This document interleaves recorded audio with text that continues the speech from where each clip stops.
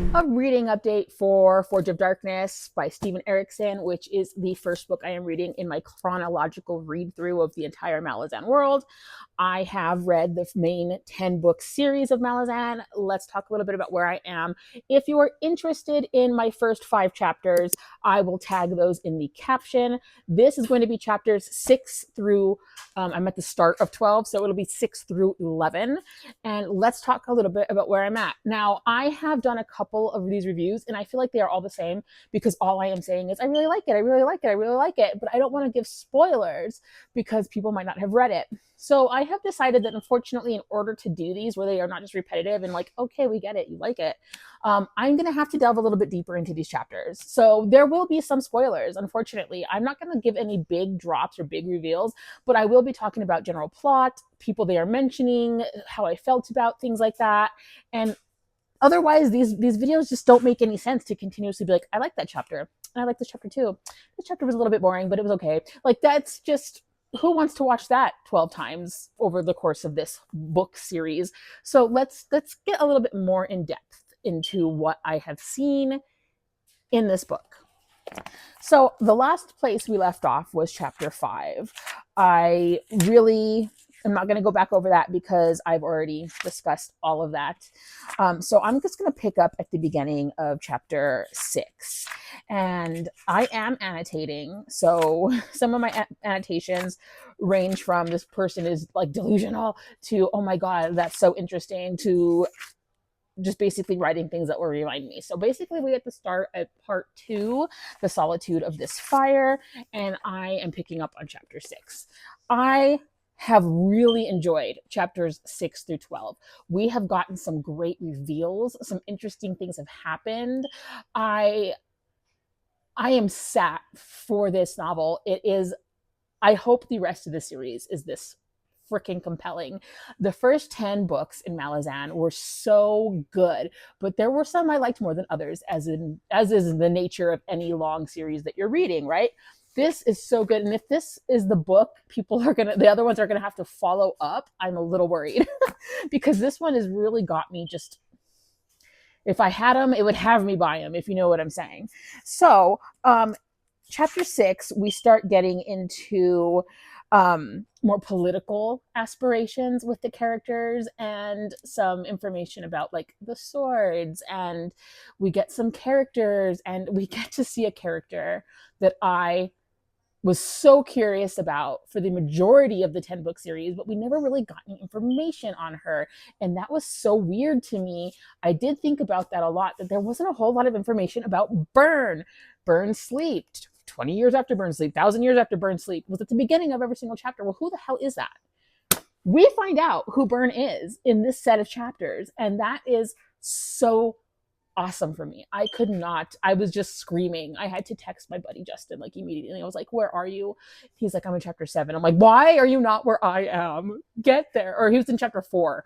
I was like, please, you need to read chapter 10. Like, I was just so I was messaging him. I was like, you need to catch up, bro. Catch up, my bestie. And he did. He caught up, and we have talked about this at length.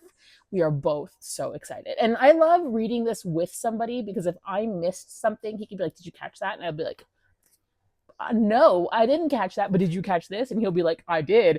And wow, that was insane. And it's just so much fun to read with someone who reads like you do and understands like you do and loves things like you do. So Justin has been that for me in this endeavor. But we get to, more about Animander, who is compelling the High Forge guy, the guy who does all the forging, to make him a sword that is silenced, because apparently swords have feelings and vibes and all that, and he wants one that is silent. And I found that to be super interesting, and I hope we get more about that later. The political stuff just really starts taking off here. We learn about some like affairs, we learn about some political interworkings, there's some alliances and betrayals being forged, and you know that I love all of the political intrigue, so please give me more of that. Let's go. So that is very prominent throughout these chapters that I really, really enjoyed. We get a lot of Draconis and his son. We get a lot of him, and we get some lot of Orphantel.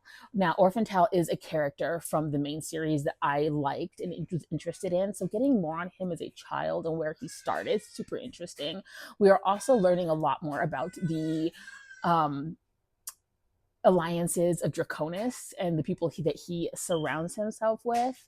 I found that information to be super compelling and interesting, so I'm so here for that. I really am just enjoying so much of this. There is some battles, there is some brutality, and I'm a girl that really likes to see all that happen on screen, so, or on page, I guess.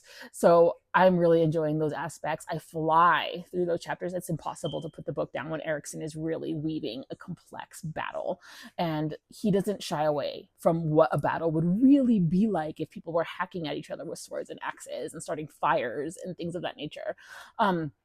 We also learn a little bit about Draconis, his affairs in life, and where some of his children might come from. And it was really interesting. And I'm like literally like just I was just like so good. I just we get to hear about the Sheikh. We get more information about the Vitter.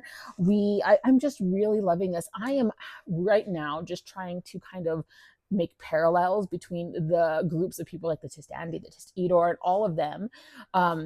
We get to see some really big physical changes in Animander, and we get to see like the start of what I believe is going to end up being the Tistedor. I mean, I could be wrong. We'll see.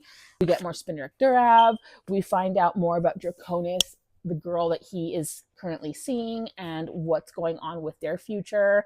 I really just cannot wait to get into the second half of this book, because I feel like while it has been very fruitful in things happening, I feel like it's going to really take off now, and I just am really ready for that. So ready for that. Just so many people that are in this novel, and it's really interesting seeing the names of Warrens from the main 10 series that are cities here.